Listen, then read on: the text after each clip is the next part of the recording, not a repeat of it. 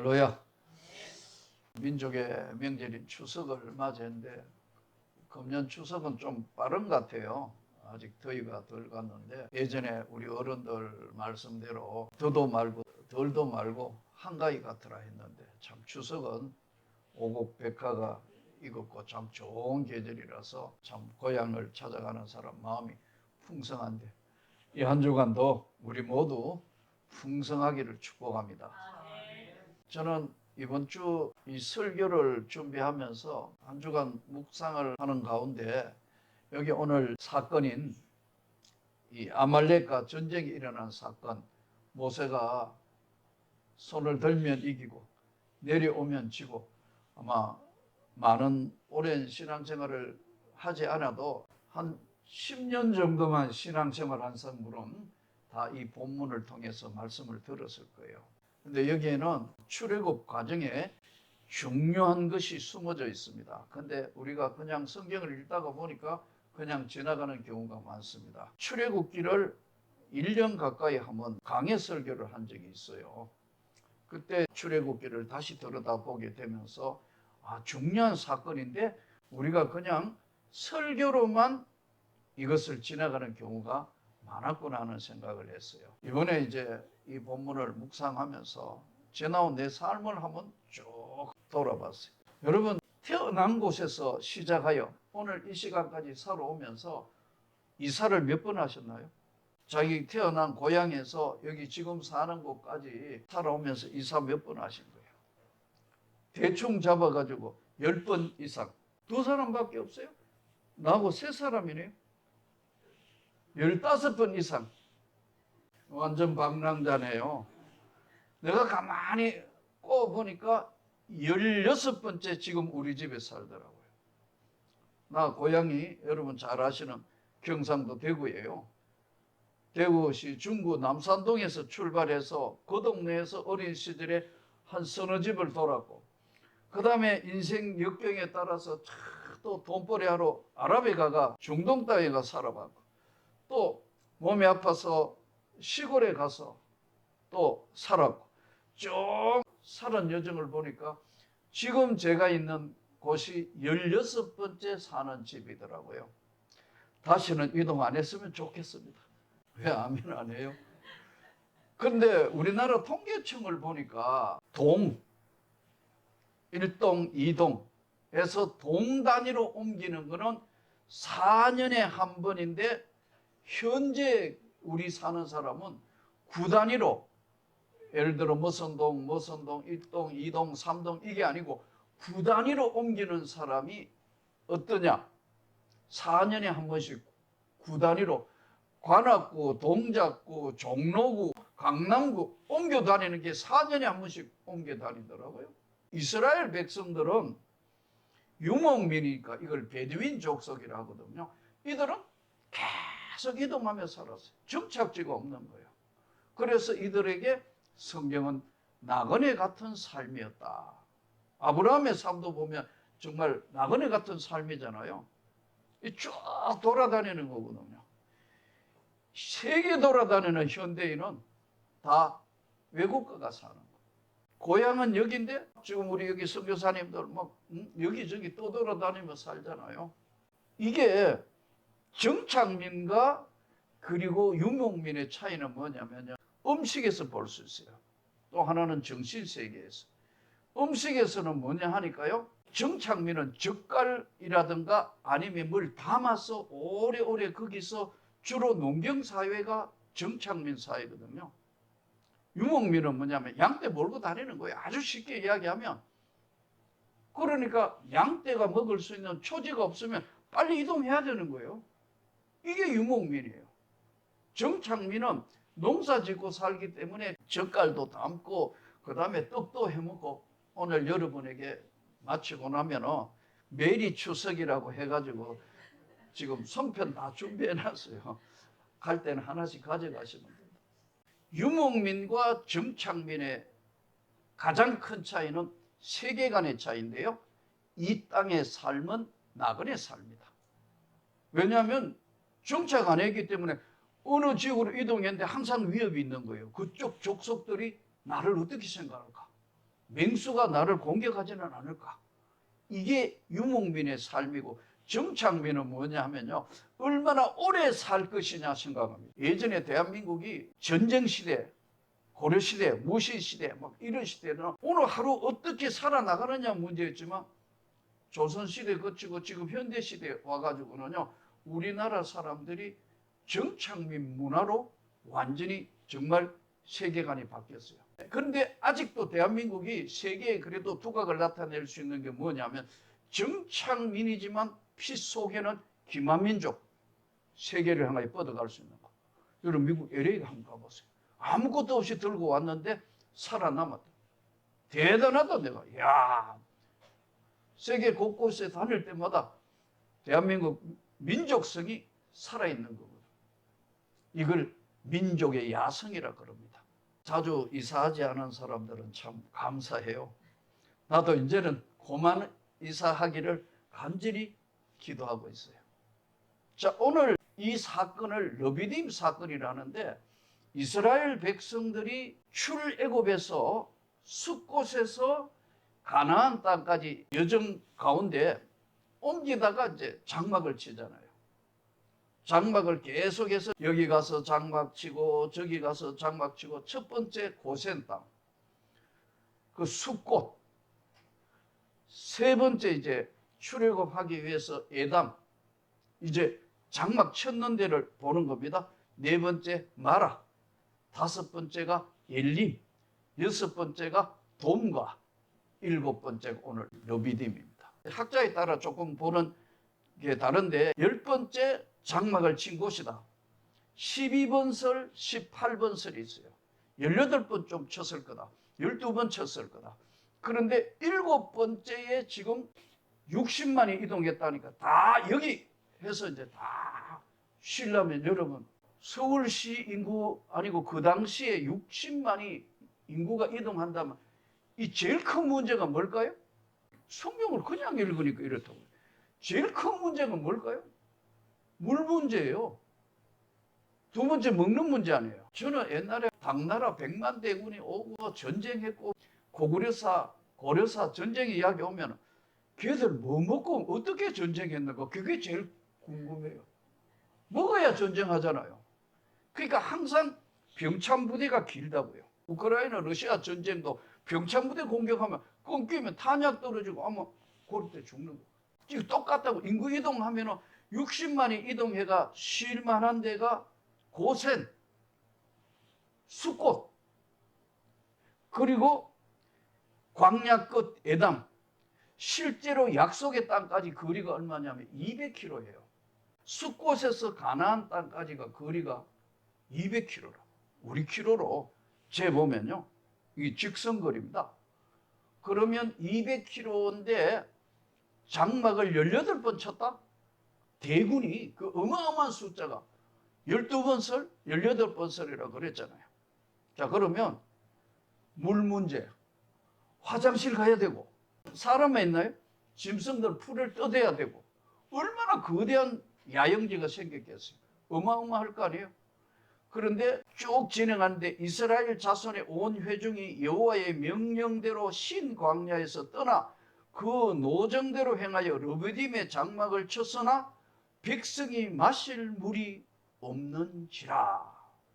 물 문제가 크나큰 문제로 등장한 거예요.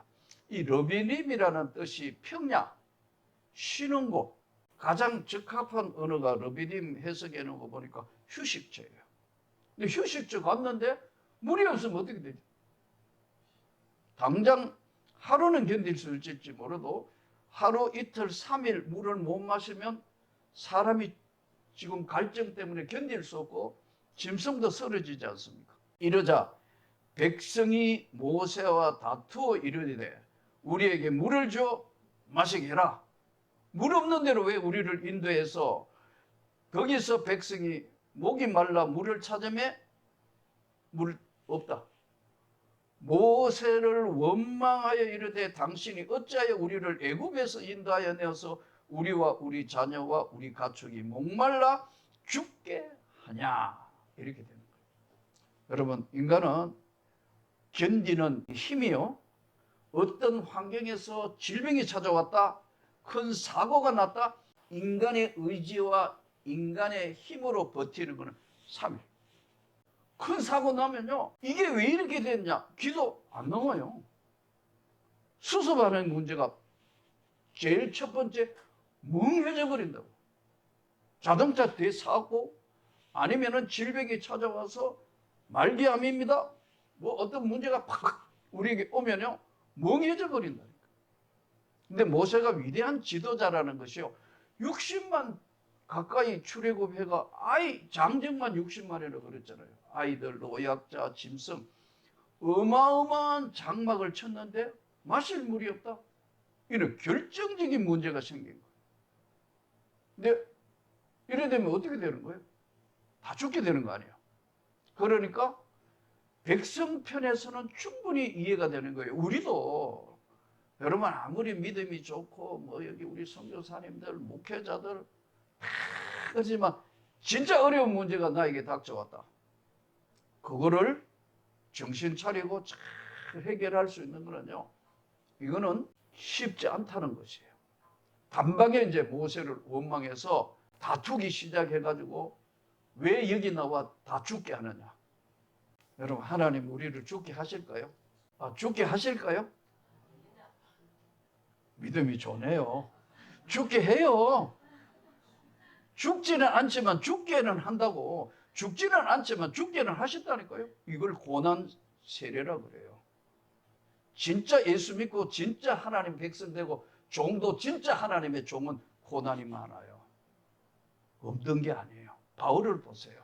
진짜 하나님이 쓰시는 종들은 그 생에는 눈물도 고난도 아픔도 외로움도 많아요.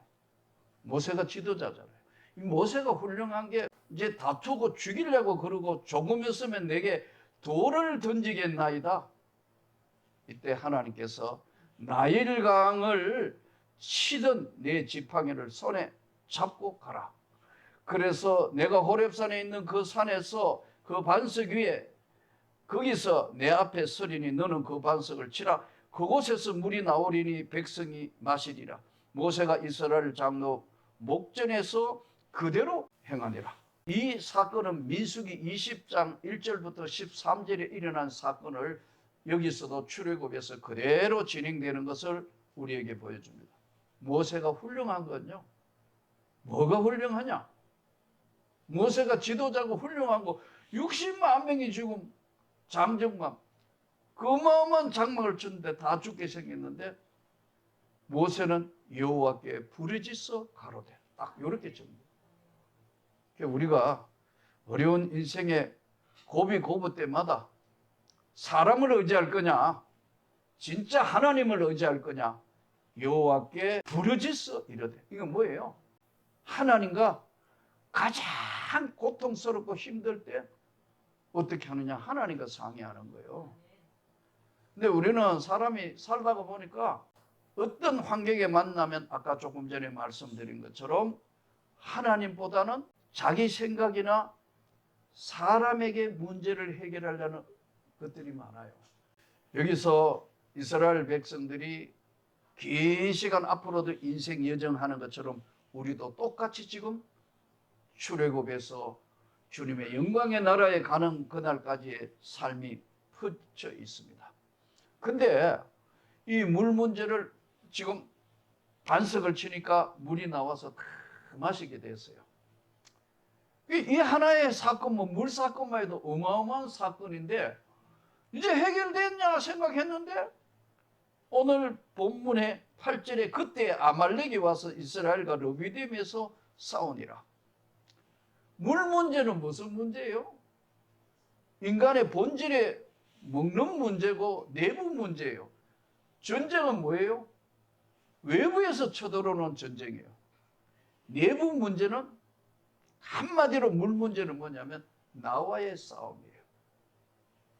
여러분, 이것도 만만치 않습니다. 근데 앞으로도 우리가 인생을 살아가면서 이 출애굽기는 우리에게 직선거리 200km를 40년 걸렸어요.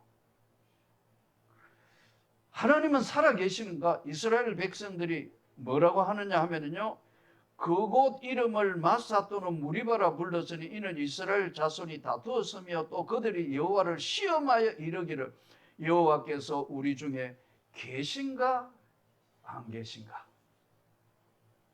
계신가 안 계신가?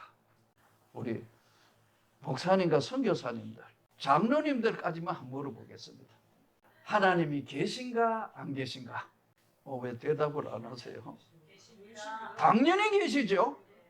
그런데 내부 문제에 심각한 문제에 부딪혔을 때는요, 이게 하나님이 살아계시는가 안 계시는가는 존재론적 회의감이에요. 이거는요, 초보 때는 초보 때에 옵니다. 신앙생활 처음 한 사람들 어떤 분 그래요. 목사님 왜요? 제가요 간절히 기도한 거 안 됐어요. 그래서 하나님이 계시는가 안 계시는가 모르겠다고 웃으니까요. 당연히 계시겠지만 저는 안 믿어진다는 거예요. 하나님 계시면 어떻게 이런 일이 일어날 수 있느냐는 거예요. 우리가 객관적인 문제에 있을 때 보면은 하나님이 안 계시다는 것으로 믿음이 약하니까 그렇게 그냥 생각해버려요. 성경 멋지게 했어요. 최선을 다했어요. 어느 날 갑자기 공산주의 사회에서 했던 사람들 다 나가. 뭐예요? 또 붙들리가 그냥 감옥에 가요. 뭐예요 이거? 내가 이렇게 열심히 하고 내가 하나님 이렇게 많이 했는데 나 왜 이렇게 핍박받고 감옥소까지 가고 이렇게 하나님 왜 이 바울처럼 기적을 일으키시거나 뭘 하시거나 왜 그냥 계세요? 존재론적 회의감요.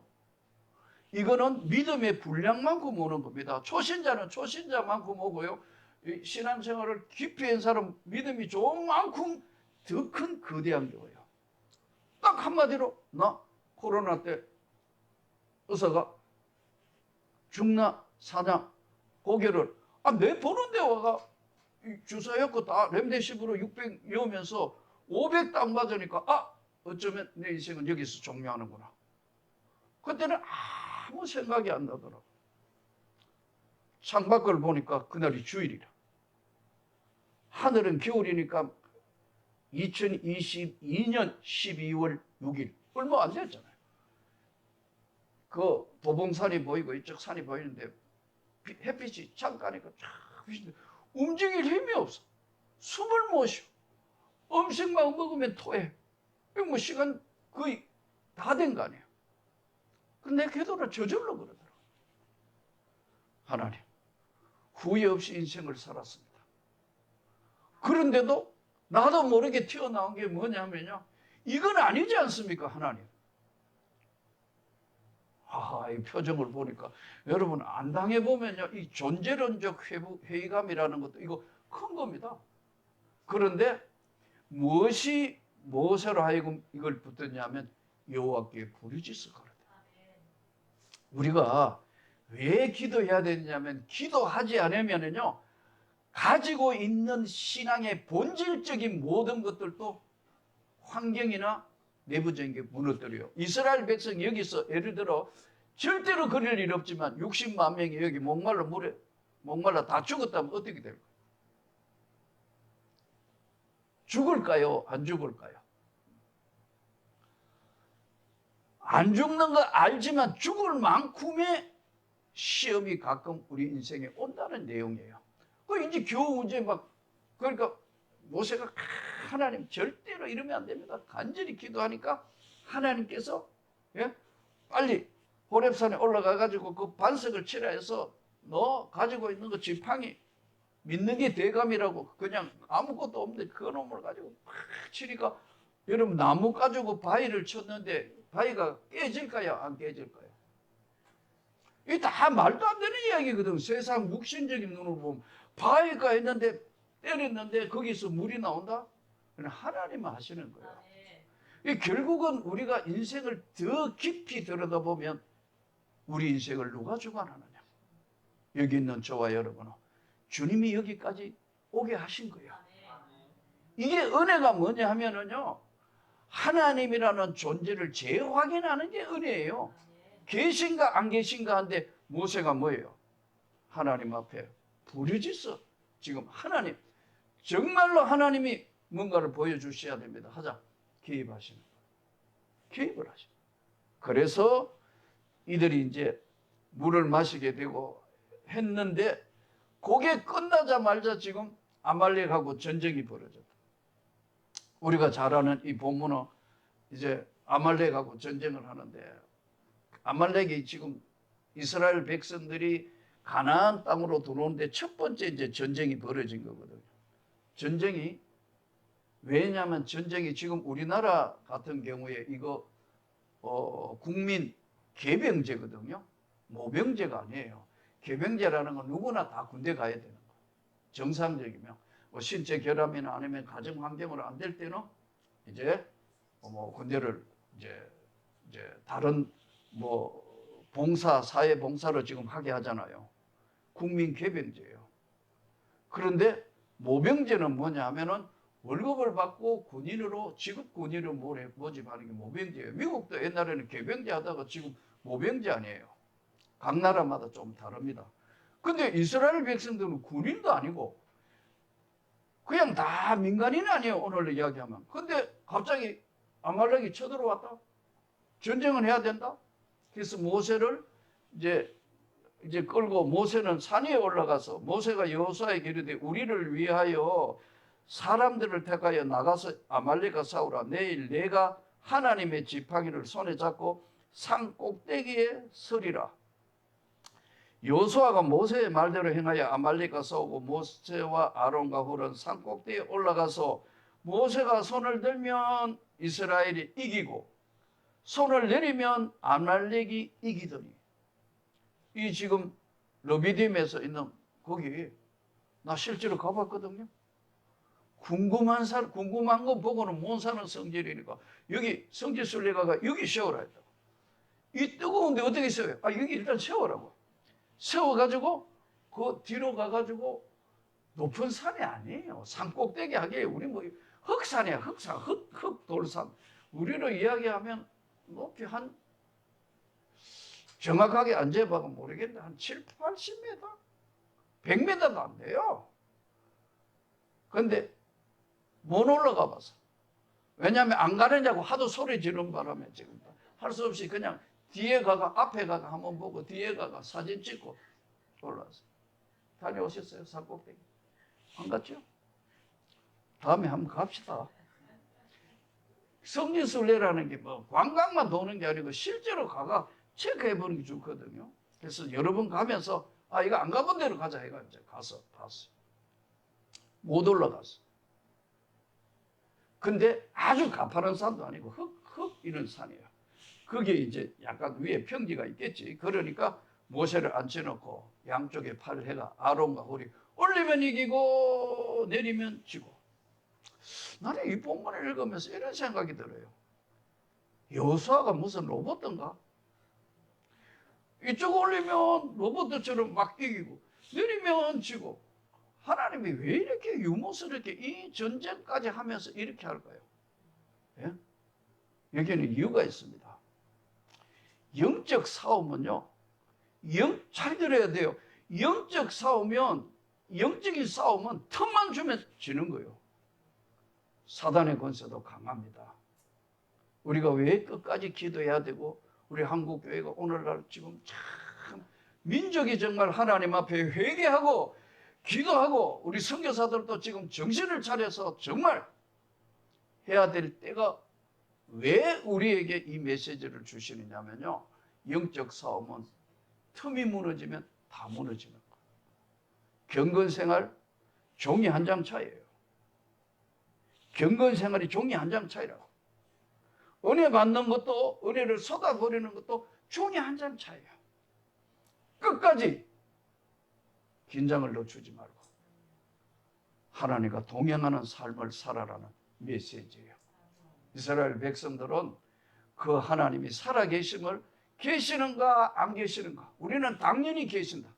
그러나 환경이 밀려오고 내부적인 내 마음에 갈등이 오고 이럴 때 어떤 어려움과 어떤 고난이 오더라도 틈을 주면 안 돼. 틈을 주면 우리는 내부적으로부터 무너지고 환경 앞에는 신앙생활이 형식적으로 바뀌어버리는 그런 시대에 살기 때문에 오늘도 이 말씀을 붙들고 계신가 안 계신가? 당연히 계신다. 그러면 위기와 내부적으로 오는 갈등, 환경적으로 와야 되는 전쟁 어떻게 해야 되느냐? 모세가 하는 방법 그대로 부르짖어 기도해서 이 어려운 시대를 이겨가는 또 이 추석 명절에 우리 이제 형제들 친척 만나서 예수의 생명의 복음을 전하는 우리 모두가 되기를 주의 이름으로 축복합니다.